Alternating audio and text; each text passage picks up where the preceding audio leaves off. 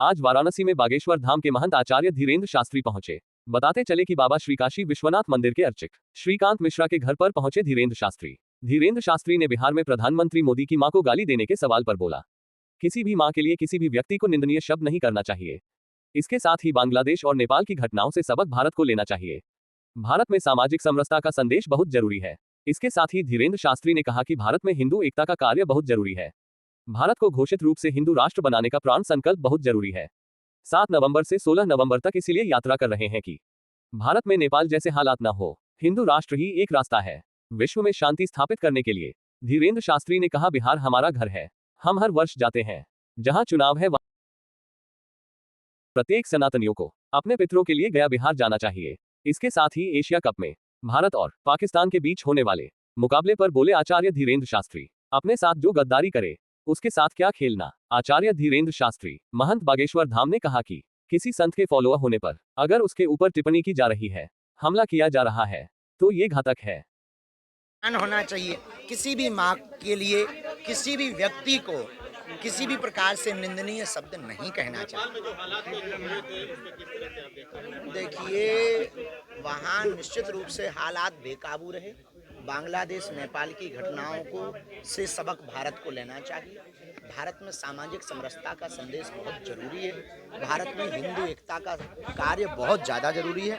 भारत को घोषित रूप से हिंदू राष्ट्र बनाने का प्रण संकल्प बहुत जरूरी है। हम 7 नवंबर से 16 नवंबर तक इसीलिए पदयात्रा कर रहे हैं कि भारत के प्रदेशों में भी यही हालात नेपाल और बांग्लादेश जैसे ना हो जाए।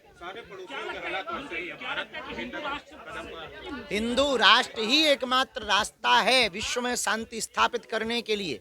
हिंदुत्व एक विचारधारा है, हिंदुत्व एक मानवता की विचारधारा है, हिंदुत्व एक शांति की विचारधारा है, हिंदुत्व सबको अपना बनाने की विचारधारा है, हिंदुत्व वसुधैव कुटुंबकम की विचारधारा है। हिंदू राष्ट्र घोषित होगा तो हिंदू मुसलमान का ये जो विवाद बना रहता है ये भी शांत होगा। हम गया जी जा रहे हैं और बिहार जा रहे हैं। बिहार हमारा घर है, हर वर्ष जाते हैं। जहाँ चुनाव है वहाँ बढ़ नहीं जाते। युगांडा में भी हम गए थे, वहाँ चुनाव नहीं थे। बहुत अच्छा, उत्तम है। देखिए, ये नेताओं का अपना कार्य है, पर पितृपक्ष के पावन पर्व पर प्रत्येक सनातनीय परंपरा मानने वाले लोगों को अपने पितरों के लिए बिहार गया जी जाना चाहिए। गया में जो पितर गया सो गया। तुम गए गया जी, तुम भी अपने पितरों को लेके जाना बेटा। ऑपरेशन सिंदूर के बाद इंडिया पाकिस्तान का मैच हो रहा है, क्या होना चाहिए मैच? देखो, खेल है। खेल में हमें नहीं लगता कि कुछ ऐसा होना चाहिए, पर सिचुएशन ठीक रहे तो होना चाहिए, वरना जो अपने साथ गद्दारी करें उनके साथ क्या खेलना यार। जिस राष्ट्र का राजा सनातनी होता है वहाँ की प्रजा भी सनातनी हो जाती है। और ये हमारे लिए सौभाग्य की बात है कि हमारे देश के यशस्वी माननीय प्रधानमंत्री जी ने जिस प्रकार से सनातनीय परंपरा को पकड़ के चले, जिस प्रकार से अपनी परंपरा का निर्वहन किया, चाहे वो काशी कॉरिडोर के माध्यम से हो या महाकाल लोकन्यास के माध्यम से हो या फिर ब्रज में बनने वाले श्री ठाकुर जी की भव्य व्यवस्था हो या राम लला भगवान का विराजमान हो गए, अथवा फिर केदारेश्वर महादेव में, केदारनाथ महादेव में वहाँ पर विराजमान भगवान जगतगुरु रामानंदाचार्य भगवान का वो विग्रह। कारण से ये तय स्पष्ट होता है कि जिस राज्य का, जिस देश का राजा सनातनी हो वहाँ की प्रजा भी सनातनी हो जाती है। तो हमने ऐसा प्रधानमंत्री पाया है जो खेल की भी बात चर्चा करते हैं, रेल की भी चर्चा करते हैं, धर्म की भी चर्चा करते हैं, और समाज की भी चर्चा करते हैं। सबको लेकर के चलते हैं और देश को निरंतर गति दे। हिंदू राष्ट्र पर बताइए, वो उस अभियान को कितना आगे बढ़ा रहे हैं? यही तो हिंदू राष्ट्र की परिकल्पना क्या? मंदिर जीर्ण शीर्ण पड़े, मंदिरों का जीर्णोद्धार हो गए, सामाजिक समरसता हो, जो बार बार विघटन मच रहा है वो विघटन शून्य हो, हिंदू मुसलमान की जो लड़ाई हो वो शून्य हो। हम इस देश में हिंदू मुसलमान की लड़ाई नहीं चाहते, हम इस देश में सामाजिक समरसता चाहते, हम इस देश में गाय माता को राष्ट्र माता देखना चाहते, हम इस देश में हमारी प्राचीन धरोहर, हमारी सनातनी संस्कृति की धरोहर सुरक्षित चाहते, हम इस देश में अपने सनातन पर गौरव करने के लिए लोगों के अंदर भाव चाहते। उस भाव को उन्होंने अपने अंदर जागृत करके पूरे देश को, पूरे वर्ल्ड को नया मैसेज दिया, चाहे वो महाकुंभ हो या फिर ये जो बात है। गौ माता और राष्ट्र माता की बात आप भी कर रहे हैं। स्वामी मुक्तेश्वरानंद सरस्वती भी ये बात कर रहे हैं कि गौ माता को राष्ट्र माता का दर्जा दिया जाए, लेकिन उनका यह आरोप है कि केंद्र की मोदी, उत्तर प्रदेश की योगी सरकार के राज में भी गाय कट रही हैं और राष्ट्र माता को उनको दर्जा नहीं दिया जा रहा, ऐसी सरकार को विरोध कर रहे हैं बराबर, क्या कहना चाहेंगे? अब उनका निजी मत है, हम किसी संतों के मत पर या किसी नेता के मत पर अपनी बात नहीं रख पाते। हमारा जो अपना मत है वो हमारा है, वो महापुरुष हैं, संत भगवान है, उनका जो मत है वो उनका मत है। महाराज एक सवाल और है, वे बांग्लादेश में तख्ता पलट के नाम पर हिंदुओं का नरसंहार हुआ है, और अभी देखिए नेपाल में भी तख्ता पलट के नाम पर मोदी जी की मांग हो रही कि ऐसा प्रधानमंत्री होना चाहिए। इस दोनों घटनाक्रम को आप किस रूप में देख रहे हैं? देखिए, निश्चित रूप से ये बात तो तय है कि हिंदू विरोधी ताकतें जगह जगह सक्रिय हैं। पाकिस्तान में 22% से 2% बचे।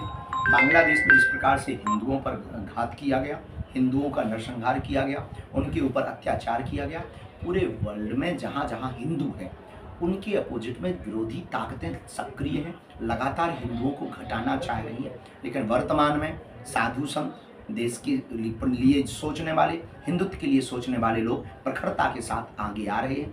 रही नेपाल की बात, तो नेपाल में हम फिर से चाहते हैं राज्य सत्ता स्थापित हो, राज्य सत्ता के माध्यम से नेपाल की संस्कृति पुनः वो हिंदू राष्ट्र घोषित हो, जो कुछ दिन पहले पर हिंदू राष्ट्र घोषित था, लेकिन कुछ लोगों ने, कुछ पश्चिमी विचारधारा के लोगों ने, कम्युनिस्ट बुद्धि वाले लोगों ने हिंदू राष्ट्र से उसको अलग किया था। हम चाहते हैं पुनः नेपाल हिंदू राष्ट्र हो और भारत भी हिंदू राष्ट्र जल्दी। महाराज जी, तो इसी पर आप पर एक आरोप लगता है कि विरोधी दल के लोग कहते हैं कि महाराज जी वहीं अपना कथा का कार्यक्रम रखते हैं जहां भाजपा के लिए एजेंडा तय करना होता है, सेट करना होता है। आपके बारे में ये आरोप है कि आप भाजपा के लिए काम करते हैं, इस पर आप क्या कहना चाहेंगे? कि ये भी गोदी मीडिया कहते हैं, लोग तो कहने वाले कुछ भी कहते हैं, तो आरोप प्रत्यारोप लगा। हम तो युगांडा भी कथा करने गए, अब वहाँ तो भाजपा नहीं है। हम तो लंदन भी कथा करने गए और संसद में भी कथा, वहाँ तो भाजपा नहीं है। हम किसी पार्टी के नहीं हैं, हम सबके हैं। गुरु एक का नहीं होता, सबका होता है। और हम केवल सनातन की बात करते हैं, किसी पार्टी की बात नहीं करते। न हमने वोट मांगी, न सपोर्ट की बात कही। हाँ, जो राष्ट्र के लिए जिए, जो सनातन के लिए जिए, जो हिंदुत्व के लिए जिए, जो मानवता के लिए जिए, उसके सरकार जो है सनातन की, सरकार सनातन की, फिर भी सनातन की यात्रा निकालने की क्यों आवश्यकता पड़ी? बहुत आवश्यकता है।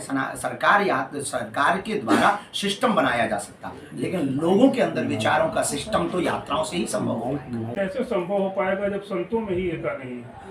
धीरे धीरे आएगी। इसके लिए विचार क्रांति की आवश्यकता है और संतों में भी एकता है, बाह्य रूप से जरूर दिखाई पड़ रहा है। रामभद्राचार्य जी महाराज ने अभी जो बोला, तो उससे लेकर कहाँ तक सहमत हैं? देखिए, महापुरुषों की बातों पर हम कुछ नहीं कह सकते, लेकिन कई बार अर्थ का अनर्थ निकाल दिया जाता। जहाँ तक हमने समझा, जगतगुरु भगवान से वार्ता भी की और उनका दूसरा वीडियो भी आया, तो उस पर भी अभी हम काशी में गंगा के किनारे वृंदावन के पूज्य श्री प्रेमानंद बाबा जी महाराज जी का पूरा परिकर था, उनके साथ बैठ करके चर्चा कर। अद्भुत महात्मा है और कोई ऐसी वैमनस्यता नहीं है किसी के भी अंदर। यदि वैमनस्यता होती तो क्या हम उनके परिवार के साथ बैठते? अभी हम कुछ दिनों बाद पूज्य श्री बाबा प्रेमानंद जी के चरण शरण में भी पहुंचने वाले। यदि वैमनस्यता होती तो इस प्रकार के बिल्कुल भी वैमनस्यता नहीं है। सब संत एक हैं, सभी सनातनी एक हैं और ये एक ही रहेंगे। हाँ, जो अभी ताली पीट रहे हैं, मजे ले रहे हैं, उनके मुंह पर जरूर मुंह तोड़ जवाब। आज किसी विशेष